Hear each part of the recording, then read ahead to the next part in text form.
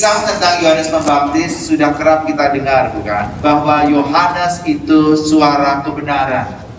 Dia berani mengatakan dia. Yang baik dikatakan baik, yang buruk dikatakan ketika dia harus menegur Raja Herodes. Kenapa? Karena Herodes mengambil istri orang yang namanya Herodias. Dan Herodias itu istrinya Filipus. Filipus itu kakaknya Herodes. Jadi dia berselingkuh, bahkan bukan hanya selingkuh, diambil sebagai istrinya. Maka Yohanes, orang yang berani mengatakan kebenaran. Tidak baik engkau mengambil Herodias, istri Filipus saudaramu. Dan Herodes, karena dia di satu pihak masih senang dengan ajaran Yesus, masih menghormati Yesus, dia tidak marah. Yang repot adalah Herodias, karena Herodias punya dendam yang begitu luar biasa. Sehingga pada suatu kesempatan pesta bersama dengan raja-raja, dengan para wali kota, dan dengan para pembesar dari Galilea itu, para perwira itu luar biasa berdecak kagum pada putri Herodias yang menari dengan sangat indah. Ketika ditanya oleh ayahnya, "Engkau mau dikasih hadiah apa?" Si putri datang kepada ibunya, Herodias. "Ma, minta apa ya, Ma?" "Minta kepala Yohanes Pembaptis." Kok mendengarnya aja kita serem ya. Itu kan berarti harus dipenggal. Tapi itu bermula dari dendamnya yang luar biasa.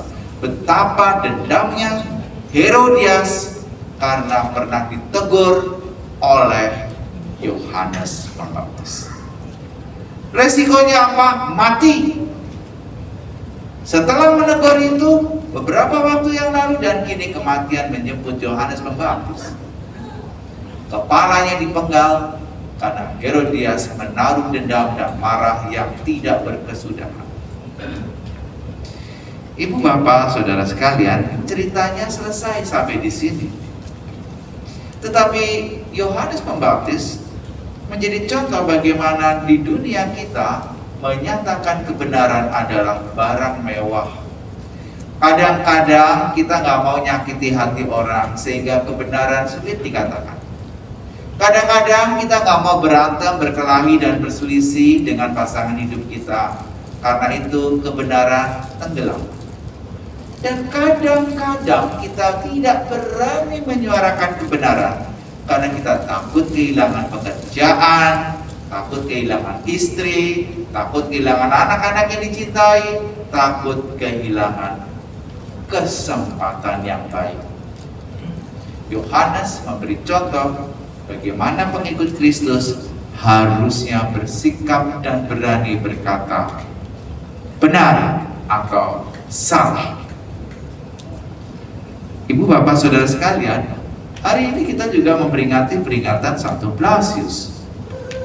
Blasius adalah santo yang dikenal dalam gereja barat, ya, ritus barat Katolik, dan juga di ritus timur.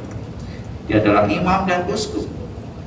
Dia juga adalah seorang yang dianggap sebagai santo pelindung untuk mereka yang terkena sakit leher, sakit tenggorokan.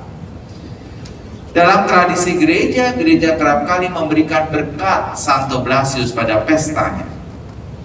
Dengan cara lilin disilangkan, lalu imam atau prodiakon atau frater, brother, sister mengatakan berkat Santo Blasius semoga mau dibebaskan dari penyakit tenggorokan. Dan umat cukup menjawab amin. Ya. Maka nanti kita juga akan melakukan itu, mohon berkat Santo Blasius setelah homili, ya, dibantu dengan prodiakones. Caranya ya seperti kalau kita komuni, ya, seperti biasa. Ibu bapak saudara sekalian, figur Blasius, figur Yohanes Pembaptis adalah orang-orang kudus yang senantiasa membawa teladan kekudusan bagi kita. Dan sebagai pengikut Kristus, kita diundang untuk terus-menerus membangun kekudusan dalam hidup kita.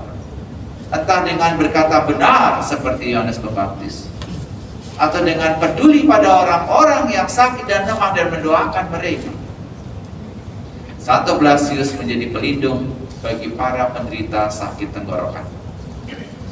Saudara, sebagai inspirasi bacaan dan Santo serta figur kudus dalam kitab suci terus-menerus mendorong kita untuk membahas kekudusan dan menularkan kekudusan kebaikan kepada sesama di sekitar kita.